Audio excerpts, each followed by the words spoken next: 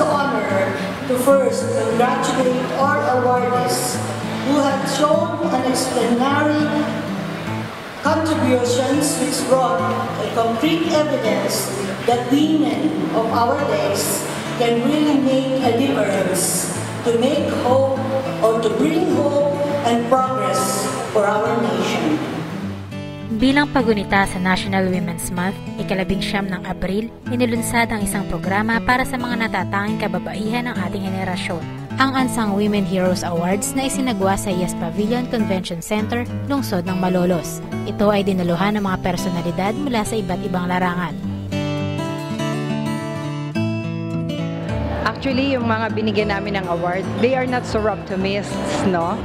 Naghanap kami ng mga ordinary women who are helping their communities. So ito yung mga, despite the scarcity of resources, despite the fact that they don't have the backing of big corporations or foundations, no? On their own, they're able to help their communities. So these are really the unsung women heroes. Meron silang medallion ng aming logo ng Unsung Women Heroes. Meron silang certificate at saka meron silang 20,000 pesos na premyo. Overwhelming talaga. Hindi namin makalain na bibigyan kami ng nila ng award na to. Dapat ipagpatuloy natin to, and we should really be part of the change. Kasi pagbabago lang naman kailangan natin dito eh. And kasi ako as health advocate, I want really to have a healthy community. Ito ay isang pagkilala sa kontribusyon ng mga kababaihan ng Bulacan dahil sa kanilang galing at husay at ambag sa lalawigan. I think it's fantastic and remarkable because people seem to think it's only the affluent that can contribute to the economy and to development. When it's your mother, it's your aunt, it's your sister who's not educated, who actually contributes significantly to the development of the country. So I say big ups to them. Samantala, ika-26 ng Abril, ginanap ang Bulacan Technology Investment Forum sa Malolos Resort Club Royal. Ito ay sa pagitan ng pamahalaang panlalawigan, Department of Science and Technology, kasama ang Technology Application and Promotion Institute o TAPI, at mga kinatawan mula sa iba't ibang bayan ng lalawigan. Ang nasabing pagpupulong ay naglalayo na maiangat ang kalidad ng pamumuhay ng mga Bulakenyo sa pamamagitan ng mga bagong tuklas sa teknolohiya. Sa napipitong kaunlaran po natin, sabi nga, because of the strategic location of the province of Bulacan, kahit na matulog ang gobernador at ang mga namumuno, uulan po tayo. Kaya lamang masigit na uulan kung hindi tulog at merong Ipinamalas ng iba't ibang organisasyon ang kanilang mga bagong tuklas na inobasyon sa teknolohiya at kung paano ito makatutulong sa ating komunidad. Ilan lamang dito ay ang natural dyeing machine, non-cyanide copper at gold electroplating at marami pang iba. Ang Technology Investment Forum po ay isa sa mga programa ng TAPI DOST na naglalayo na para ipakilala sa mga businessman o paalam sa mga businessman ang mga potensyal na mga na-develop ng DOST sa larangan ng food processing, microsoft, sa lahat ng mga teknolohiyang ginagawa ng DOST.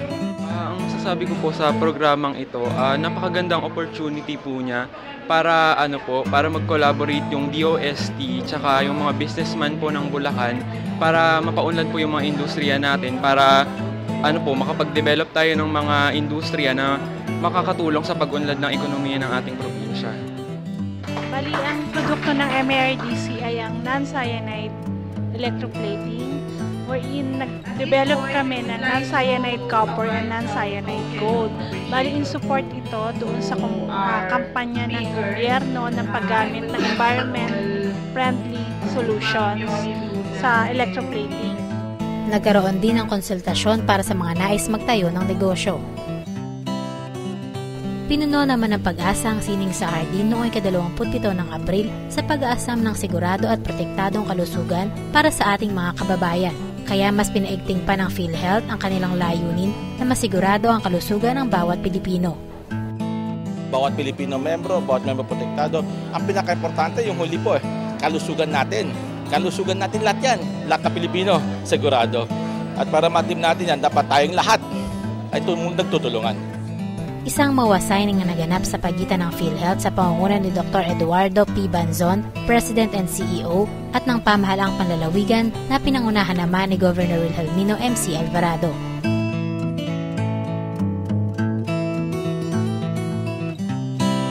Through this MOA signing between Provincial Government of Bulacan and PhilHealth, we will succeed in creating a healthier Bulacan for ourselves, for our children, and generation beyond.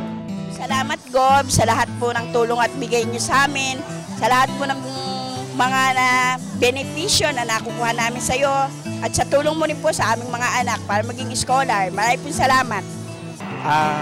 Para kay Gob, maraming salamat kung ito po'y matutupad, na parami itong matutulungan, na mahihirap, na kagaya namin. Maraming salamat po. Kaalinsabay nito ay ang mass graduation ng mga magsasaka na naganap naman sa IAS Pavilion Convention Center. Dito, ang mga magsasaka ay nabigyan din ng PhilHealth.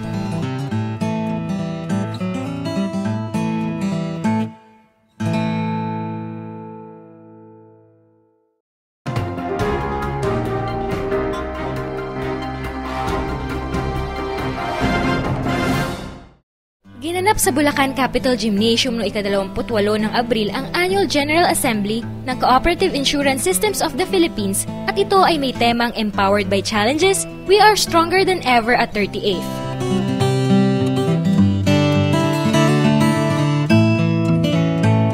Dito'y dumalo at nagbigay ng pananalita si Congresswoman Cynthia Villar at Governor Wilhelmino MC Alvarado.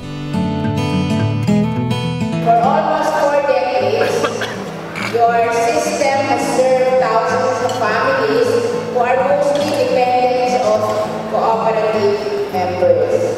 And I am honored to congratulate you for being an awardee during Gagabi ng Parangal at Pasasalamat sa mga tagapagtaguyod ng microfinance conducted by the Insurance Commission last January 31st. Many Filipinos have not fully appreciated the benefits of insurance coverage. And with low or limited earning opportunities, many Filipinos limit their budget for insurance coverage, or sometimes wala na rin talaga silang budget for insurance. I believe that you should view this as an opportunity rather than a challenge. The real opportunity comes when you are able to engage your members in activities that will increase their spending power. Samantala, ang mga residente at mga kabataang Kalumpitenyo naman ang nagtipon-tipon para sa pagbubukas ng kanilang Palarong Bayan 2012.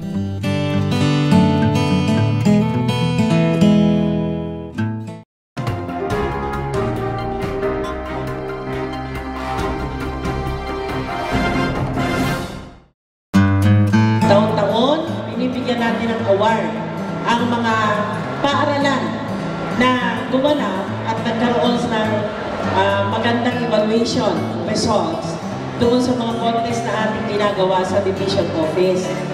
Binigyang pugay ang mga paaralan, punong guro at mga guro sa naganap na 3rd awarding ceremonies for agriculture projects and programs noong ika-2 ng Mayo sa SM Event Center, Bayan ng Baliwag. Layunin ng naturang programa na mabigyang pansin ng mga paaralang nagpamalas ng halaga sa agrikultura sa pamamagitan ng paglalagay ng mga garden site at pagtatanim ng mga halaman sa bakuran ng kanilang paaralan. This is not just because we are awarding prizes to some of you, it is because we are able to celebrate all the wonderful potential that you possess. It is a day to give thanks to all agriculture teachers and school administrators for all the hard work they have put in over the year. It is the 3rd annual awarding. Sa pamamagitan ng aming Schools Division Superintendent Dr. Edna Santos Cerudo, binigay niya kami ng karapatan na magkaroon ng awarding para maging maganda ang presentasyon ng programa ng agrikultura sa bawat paaralan at sa Division ng Bulacan. At yung mga ma-enhance yung development ng skills sa mga bata, ng mga guro, at huwag makalimutan ng agriculture projects and programs natin sa bawat mga paaralan dito sa Bulacan. Samantala, nagsagawa ng pulong sa hiyas ng Bulacan Convention Center noong ika-3 ng Mayo ang mga kinatawan mula sa pamahalaang panlalawigan, LGU mula sa iba't ibang bayan at lungsod ng lalawigan, ahensya ng pamahalaan at organisasyon kabilang ang Blacksmith Institute. Ito ay bilang pagkakaloob ng World Bank Integrated Water Quality Management Project ng loan o grant na magagamit sa rehabilitasyon ng Marilao May Kawayan o Bando River System. Ayon kay Joe Malima, technical consultant ng World Bank, kailangan lamang magsumite ng mga planong proyekto ang mga LGU na sakop ng MMORS sa Manila Bay Coordinating Office upang mabigyan ng pondo mula sa World Bank. And we're here to offer assistance in order to help write proposals that the World Bank thinks is adequate and detailed enough in order to provide the grants and loans to help remediate the river system. The role of Blacksmith is to help in terms of providing technical assistance in preparing the technical proposals para sa mga LGUs. So far, the MMORS Water Quality Management Area Governing Board has already drafted the 10-year action plan on what to do with the river system. Ginagawa din po ang monitoring ngayon at isa sa ginagawa ngayon ng Water Quality Management Area Governing Board yung dalaw doon sa EcoShield landfill. The EcoShield landfill in Ubando is actually an answer to the continuing mandamos of the Supreme Court on the Manila Bay cleanup.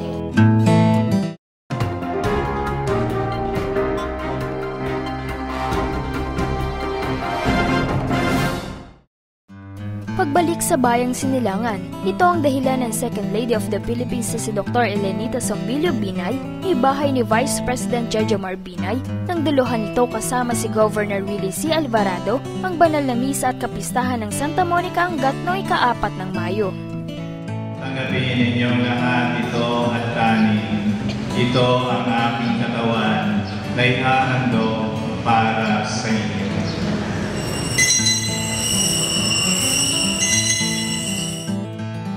Samantala, sa kaparehong araw ding ito ay ginanap ang talakayang Bulakenyo hinggil sa mga ginagawang hakbang ng pamahalaang panlalawigan upang makaiwas sa rabies at ang pagpapatupad ng plastic ban sa buong lalawigan na niluhukan ng mga piling media ng lalawigan na ginanap sa bulwagang General Isidoro Torres Provincial Capitol.